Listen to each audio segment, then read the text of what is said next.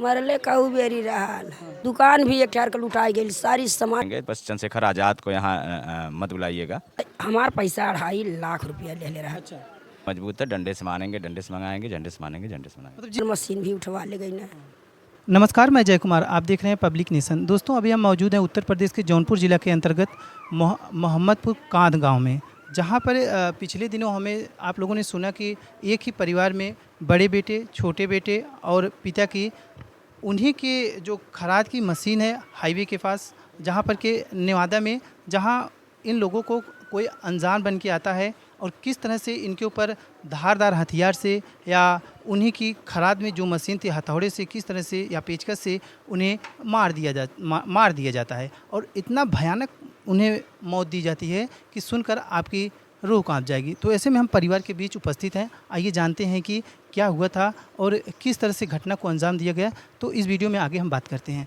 ये माताजी हैं, ये इनके पति को मार दिया गया है और इस तरह से तमाम परिवार परेशान है और जितने भी लोग आ रहे हैं यहाँ पर सिर्फ यही वीडियो बनाकर निकल जा रहे हैं, ना ही कोई मुद्दे की बात कर रहा है, ना इन्हें कोई मुआवजा की बात कर रहा है। तो आइए जानते हैं कि क्या मामला था और किस तरह से घटना को अंजाम दिया गया। माताजी, क्या हुआ था? हुआ तो भैया हम तो कुछ जानी तो ना का भल खाना। जब हमारा आदमी लड़का काम करे निकल हुआ तो हम ये न जानब कि अपने दुकानी पर गए हुआ। अब वहाँ तो जानत ना है कि कैसे का हो गया कैसे ना। जैसे जब घर से गए थे तो कोई बात थी या ना ना ना एकदम सब हंसत खुशत खाए नहाए के कुल बढ़िया से गए। तन को नहीं। फिर दोपहर में लड़का भी फ़ोन करके से बतियौल, आदमी भी हमार फ़ोन कैल पूछना जचना हमहूँ बोलली। फिर ओकरे बाद कौन बात ना भाई। फिर कहा कि लड़का की धरा आज काम है, लाइट भी है, आज हमने काम कुछ करब।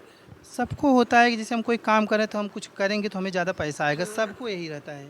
हाँ तो वही लड़का काम करत रहना। अब फिर 7-8 बजे से फ़ोन लगाई गया, उठेबे ना कहीं ना। हमने सोचली कि काम करता वही कि मारे फ़ोन ना उठल हुई भाई। लड़का जब तीनों बापू लगल हुई हैं हमारे मशीनी में तो मोबाइल नहीं उठी होगी। अच्छा, इससे पहले कोई साजिश थी या कोई घटना के बारे में कोई आप लोगों को चहल पहल थी या बस ऐसे ही शांत तरीके से कोई आया मर्डर करके चला गया? अब ये तो ना जानी दुश्मनी कई बारी धीरवनी देले रहा न सब मारे पीटे के। मरले कहू बेरी रहल। दुकान भी एक ठहर के लुटाई गई, सारी सामान चली गई। अच्छा, बहुत मार वो समय में मरले रहना, हाथ गोड़ तोड़ले रहना, सरिया पड़ गई हाथे गोड़े में। फिर वो समय में तब बच गई ना। वही कि जहाँ दुकान है वही जग अपने घर पर मारे थे। जहाँ पर दुकान थी वहीं पर मारा गया। हाँ। अच्छा, जो ये ज़मीन विवाद या कुछ जो इस पर बातें की जा रही हैं, तो ये ज़मीन विवाद से कितना क्या सच्चाई है? ये जमीन वो कहलस उसका मकान था तो हमार पैसा 2.5 लाख रुपया ले रहा। अच्छा, तू कहा फलाना तू जिंदगी भर ही जग रहा।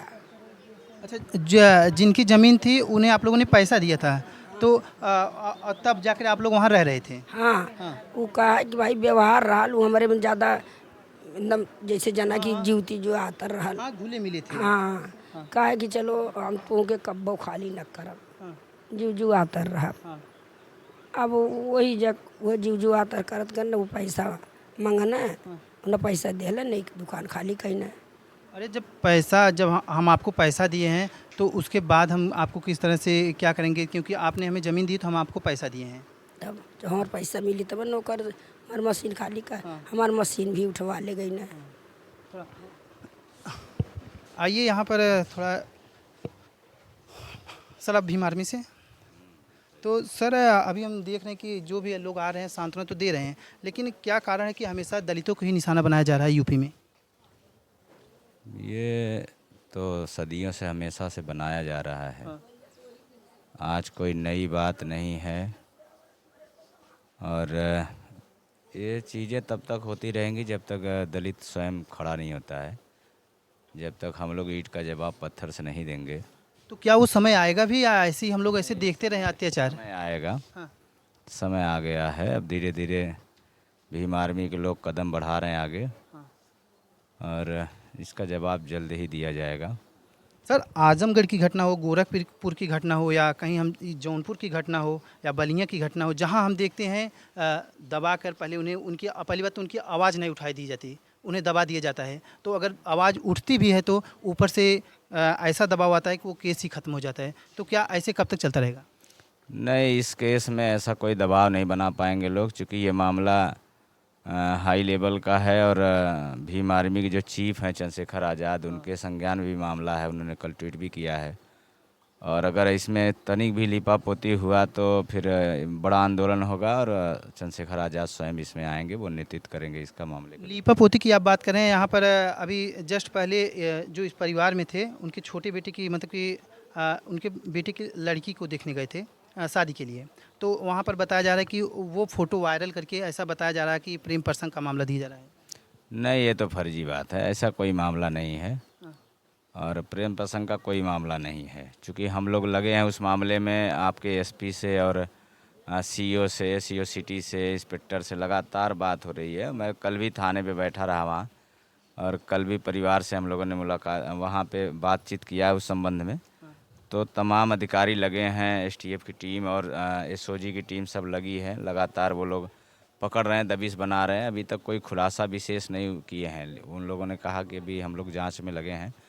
बस एक ही निवेदन वो लोग कर रहे हैं, प्रशासन के लोग एक ही निवेदन कर रहे हैं कि जैसे आप चाहेंगे वैसे हम लोग करेंगे, बस चंद्रशेखर आज़ाद को यहाँ मत बुलाइएगा। ऐसा क्यों? वो थोड़ा सा उनके दहशत में है। हो सकता है कि एसपी का ट्रांसफ़र हो जाए, वो अपना ट्रांसफ़र बचाने के लिए, या इस तरीके जो भी मामला हो उनका अपना तरीका है, हमला अपना तरीका है। और चंद्रशेखर आज़ाद के संज्ञान में मामला है और ज़रूरत पड़ी, अगर हम लोग कमज़ोर पड़े, थोड़े भी कमज़ोर पड़े तो भाई आएंगे, इसमें कोई दो राय नहीं। मायावती जी हों या चंद्रशेखर आज़ाद रावण जी हों, ये दलितों के नेता हैं, ये तो इसमें कोई कहने वाली बात नहीं है। वो हमेशा आवाज़ को बुलंद करते हैं। तो इस परिवार को अब कहाँ तक, कब तक न्याय मिल जाएगा? नहीं, न्याय मिलेगा इसमें तो। हम परिवार के साथ कल हम लोग गए भी थे, 27 को डीएम से मिले भी हैं। और डीएम से हम लोगों ने बात भी किया सरकारी नौकरी का और तमाम चीज़ें जो जाति देखकर इस सरकार के लोग देते हैं, न्याय देते हैं। तो हम लोग भी वो मांग करते हैं, लेकिन निश्चित तौर पे ये सरकार, शासन प्रशासन के लोग ये जानते हैं कि इस जाति के लोग बहुत कमज़ोर लोग हैं, इनको थोड़ा सा डरा दोगे तो डर जाते हैं। तो अब वो समय बदल रहा है, चूँकि अब भीम आर्मी का राज आएगा और भीम आर्मी के लोग तय करेंगे। अगर न्याय मांगने से नहीं मिलेगा तो भीम आर्मी का डंडा और झंडा दोनों मजबूत है। डंडे से मानेंगे, डंडे से मंगाएंगे, झंडे से मानेंगे, झंडे से मनाएंगे। मतलब जिस तरह से होगा आप उस तरह से न्याय लेंगे। तो देखा आपने, भीम आर्मी चीफ के कुछ लोग यहाँ पर आए थे और यहाँ पर परिवार को न्याय दिलाने की बात कर रहे हैं। तो आइए अभी कुछ देर बाद हम इनसे फिर बात करते हैं या देखते हैं अभी क्या क्या बात होती है। मैं जय कुमार, कैमरामैन आशीष जी के साथ, धन्यवाद।